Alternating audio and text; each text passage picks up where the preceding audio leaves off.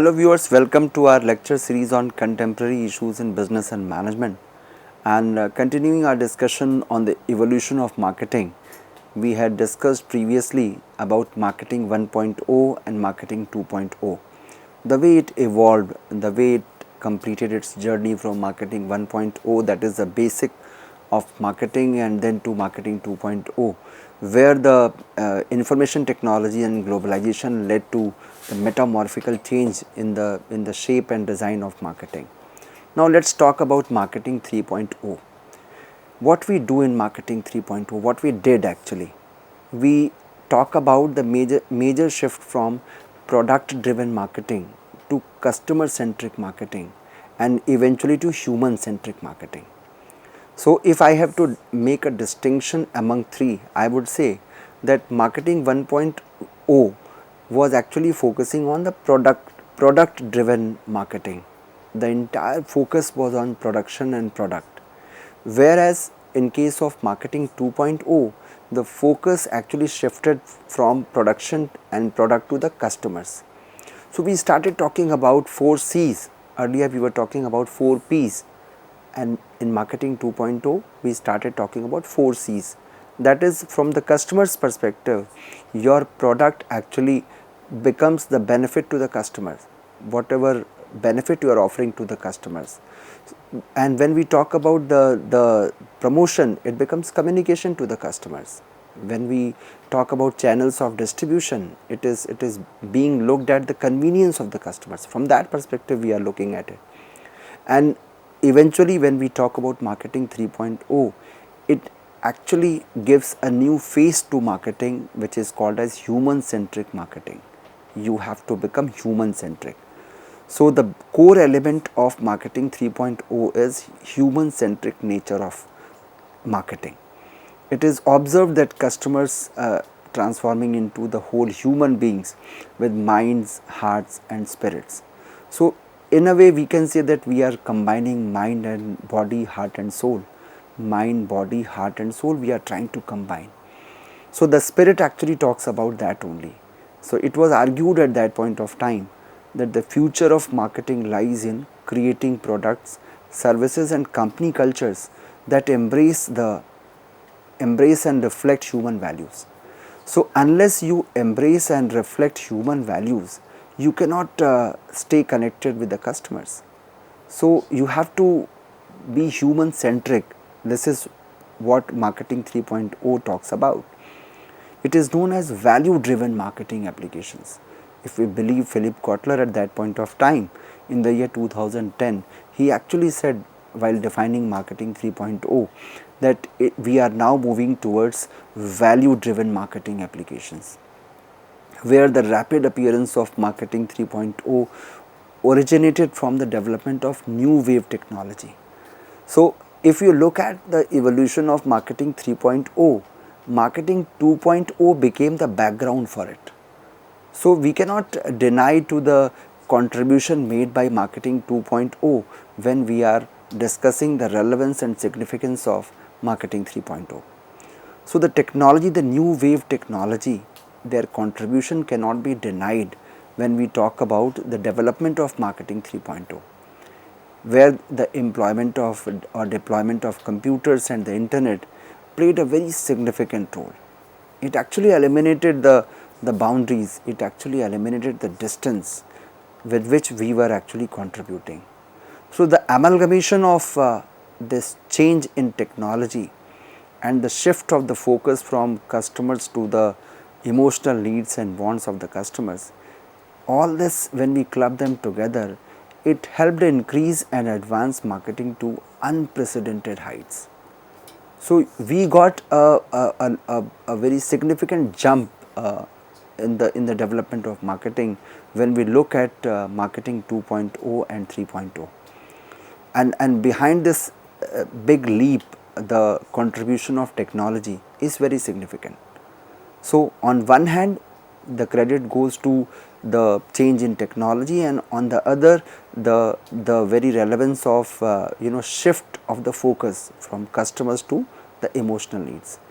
Still the focus is on customers, but earlier we were talking about the need of the customers. Now we talk about the emotional needs and wants of the customers, emotional connect with the customers. So it focuses on the type of technology that interacts with individuals and groups. And if we look at the catalyst behind this, for marketing 1.2, the catalyst was industrial revolution. So it actually originated from industrial revolution, wherein in case of marketing 3.0, if we look at the catalyst, it was a rapid globalization process. The speed with which we started being globalized, the rapid pace of globalization process resulted into the emergence of or existence of marketing 3.0. So the concept of coexistence of humans and technology and the emergence of a creative society, all this led to this marketing 3.0. We talk about Vasudhaiva Kutumbakam, wherein we believe that entire world is a family.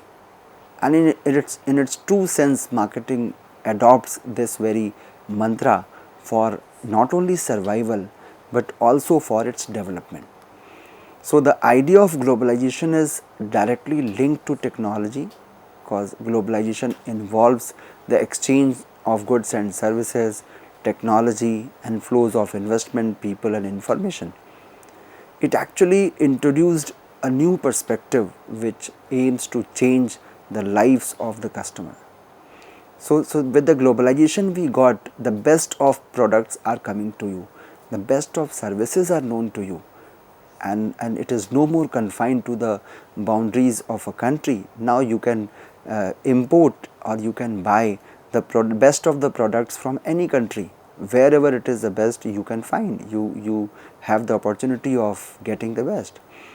So all this change which we are witnessing today also, it is made possible by formulating a mission statement which actually contains a moving story at the execution stages, and it actually influences the consumers.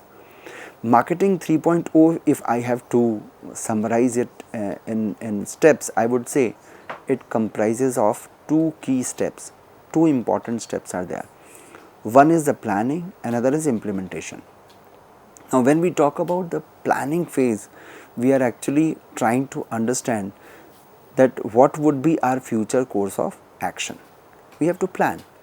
So from the customer's perspective, what we plan, we want that there has to be a recognition of mission priority over financial results. There has to be change in consumers' perception, their attitudes and behavior. So we want that, we are planning that we should position ourselves in such a way that my customers or consumers can recognize me amid the crowd also. So that can only be possible when we are giving priority of our mission statement over the financial results, when we will not focus on profit only. We also want that there has to be a change in my consumers' perception, the way they are developing ideas about our product, our brand or our services. The attitude, the way they are reacting, the way they are going to react to the offerings, to the services which we are offering them. And second, planning is done at the business level. We are planning that we have to define corporate values, we have to create platforms where employees can also make a change. And there are a number of examples to it.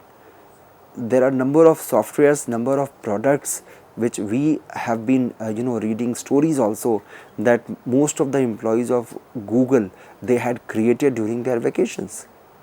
So the employees, they could find a platform where they were creating the best of the values, best of the products. So imagine that you are not in the office, you are actually enjoying your vacation, and still the creativity and innovation is not at rest. You are having those ideas for your company, for your brand with which you are associated. So planning is done at both the levels. Number one, at the level of consumers or customers, and second is at the level of business. Now when we talk about implementation phase, again it is at both the levels. At the consumers level, what is to be implemented? We are using the discussion as a new type of advertising, wherein we are discussing with our customers their problems. that what changes they are expecting in the product which we are offering, communicating brand personality based on the values. So, imagine that the consumers are frank enough to have their expressions, they are expressing their concerns about the product, the expectations which they have from the product, and whatever changes they are suggesting. Imagine how easy it is going to be when you are listening to your consumers, and at the level of the business demonstrating values through the routine behaviors, and of course within the company you can do, because this cannot go beyond your office, beyond your workplace. So, implementation is done at both the levels where we did planning, at the same level we have to do the implementation also. So, we have to focus on aligning values with the behaviors. Whatever values we are actually disseminating, we should focus on that, we should try to implement it. So, planning and implementation both are to be done at both levels, not only at the level of customers but also at the level of business. So, these are the only two parties which are responsible for implementation of marketing 3.0, and that is why if you are willing to implement it, you have to first plan and then execute it. So, this is the way marketing 3.0 was planned and implemented. Now, when we talk about marketing 3.0, there is a journey from vertical to horizontal. Globalization actually creates a level playing field, and the competitiveness of companies will no longer be determined by their size, country of origin or past advantages. So, unlike the previous practices where the competitiveness of a company was decided, we used to decide it by the size of a company, from which country they belong to, or whatever past advantage they had, which we were calling as first mover advantage, that this is an established brand. So, gone are the days when we used to define competitiveness like this. Now, with the globalization, the smaller, younger and locally based companies, they will also have a chance to compete against bigger, older and global companies. Imagine how meaningful it is going to be, that even the smaller, younger and locally based companies, they can also at least think of coming to the market and think of having their own market share. So, it is actually possible because of globalization. Eventually, there will be no company that overtly dominates the others. So we do not believe into the dominance, we believe into the cooperation. So, instead a company can be more competitive if it can connect with the communities of customers. So, that company is going to be more competitive. Of course, many people are going to know about it, about its services, and partners for co-creation and with competitors, we should talk about not competition, we talk about co-opetition, where you are cooperating with your competitors. Imagine the best, whatever best we have with us, we can collaborate and offer it to the customers. And this is the reason why we call that competition is bound to create excellence. It is a competition which is going to bring the excellence. And when we talk about the new definition of competition, it actually talks about co-creation and co-opetition. So, the flow of innovation, which was once vertical, and for very long it had been vertical. So, from vertical it has now become horizontal. From companies to the market it has reached. So, in the past, companies believed, they had a strong belief that the innovation should come from within, and hence they built a strong research and development infrastructures. So, companies have been talking about focus on R&D, that is called research and development. The more and more research you do, the best of the products or services you will be able to offer.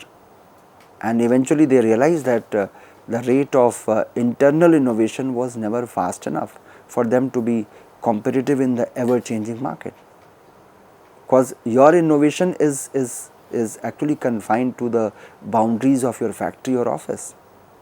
But imagine that whatever you are producing, whatever you have created, that has to go to the market, which is ever changing, which keeps on changing. 1 year back there was something else in the market, the demand was of something else, and now it is of something else. So how can you compete with that market, that pace of change which we are witnessing in the market? There are number of instances for it, where the companies of late realized that yes, this research and development is not going to pay much to them. I would here give you an example from a research which quoted the name of Procter and Gamble, and they said that this company learned this early in 2000, when its sales from new products flattened.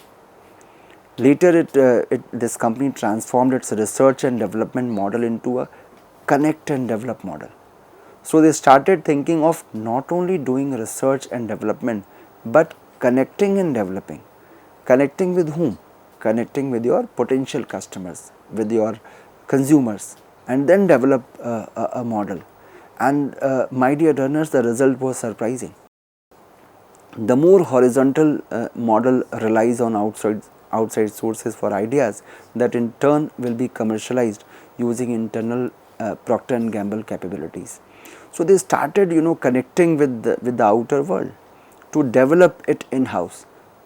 We don't deny to the significance of in-house development. Yes, you have to develop in-house only. But when you connect with outside people, when you connect with your customers and then develop it, then of course you will be listening to what your customers want. And its rival Unilever, it has been moving in the same direction. After looking at the success of P&G, there are different rivals, not only Unilever, many other companies, they started joining the same process, the same direction, and for that what they did, they capitalized on their vast external innovation ecosystem.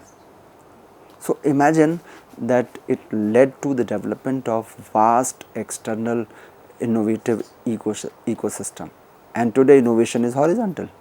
It is no more going into verticals, it is horizontal, based on collaboration, based on connect and develop. So you have to connect and then develop. The market supplies the ideas and the companies commercialize the ideas. It is very simple, as simple as that. Market is giving you the ideas and companies are actually commercializing those ideas. So you are getting ideas, you are getting the ideas from the market, which you can transform in the form of your products or services.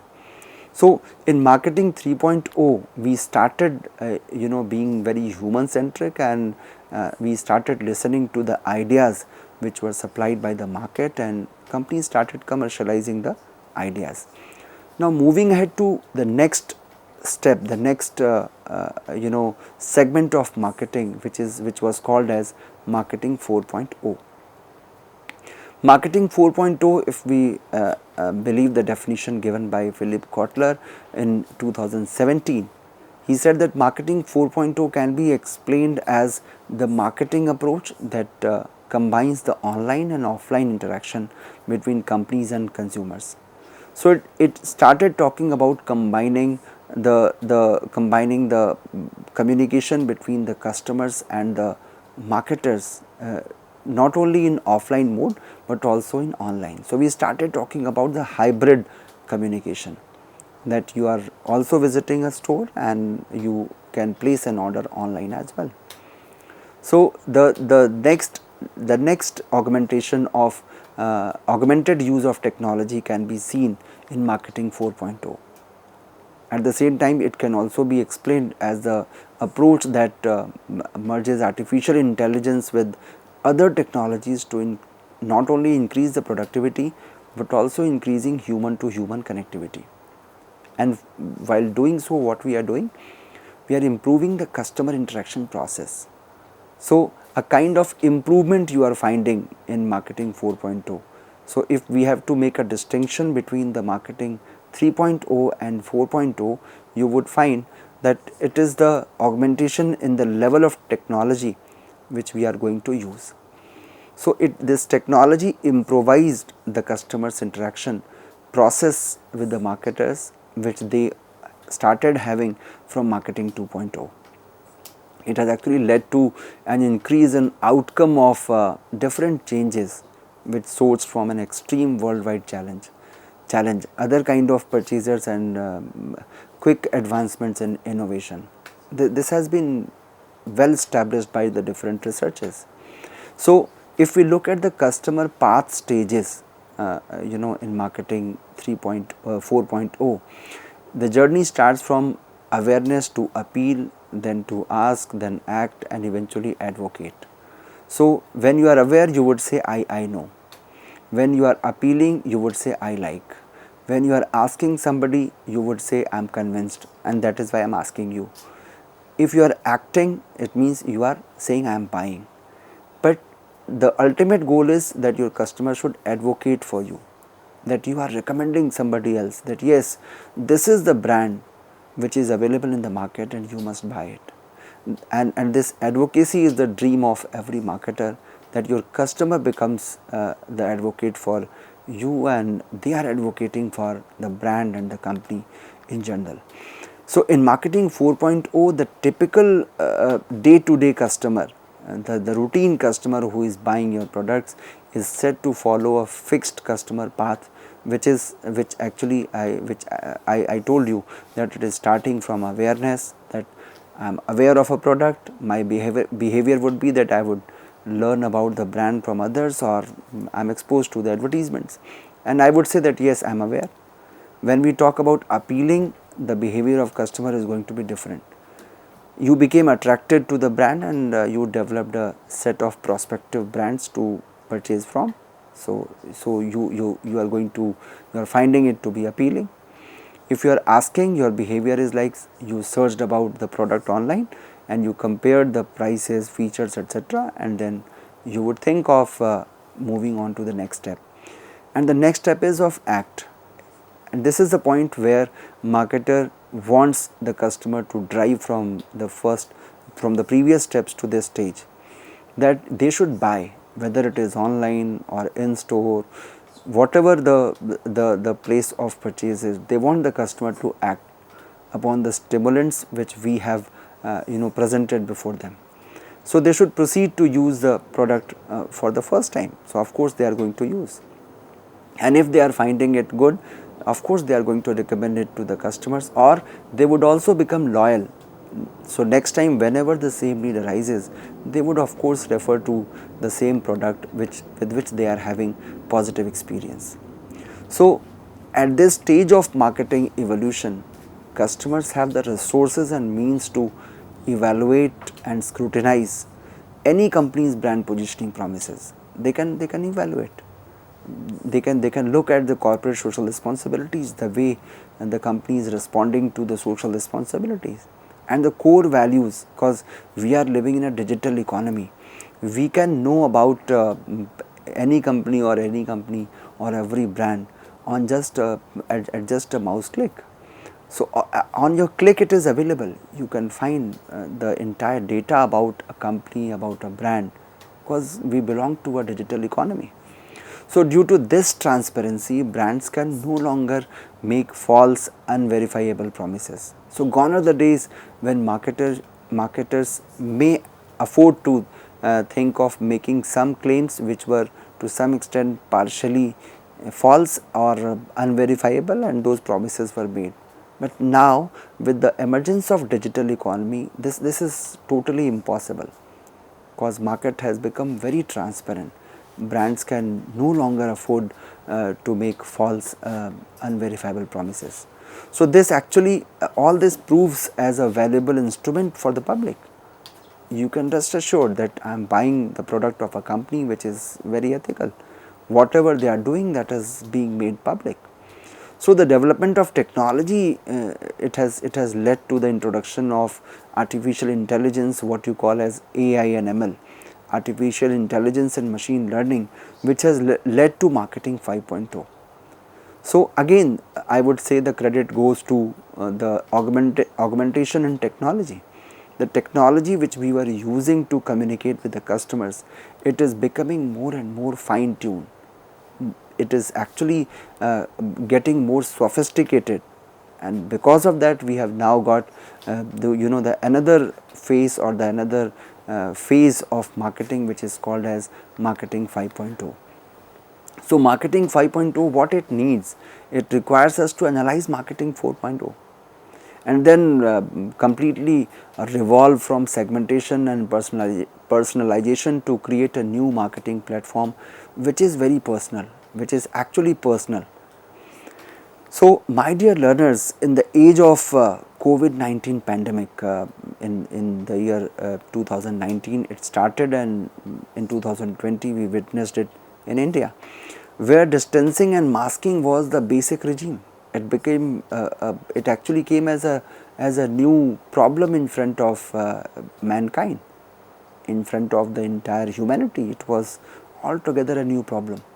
So marketers have had to develop new ways of interacting with the customers, because it was actually a kind of unforeseen activity which happened. So they started developing new ways of interacting with their customers to keep their business, that we have to remain in business. So let's find a different way of communicating with them, and in that way they captured new clients and customers by maintaining that personal connection. So imagine that you are not meeting your customer one to one, but even when you are meeting online, you are able to maintain the same warmth which you were having while meeting your customers in person. And it was actually it originated with the problem. So amid those challenges, amid that crisis, marketers could find some opportunities. And marketing 5.0 is actually a complex model with several facets that must work together to ensure consumer satisfaction and profit. So information, whatever information we are procuring by AI or any other technological channels, that is called as data driven marketing. I would tell you in detail in the next lecture of mine. It is actually inputted into the three different types of marketing techniques which are very much prominent nowadays, and we call it predictive, augmented and contextual. So I would discuss with you these three types of marketing techniques, that is predictive, augmented and contextual, in the next lecture of mine. So my dear learners, in this way we had discussed the different stages of evolution of marketing in today's lecture of mine. I hope you must have found it very interesting. Thank you so much.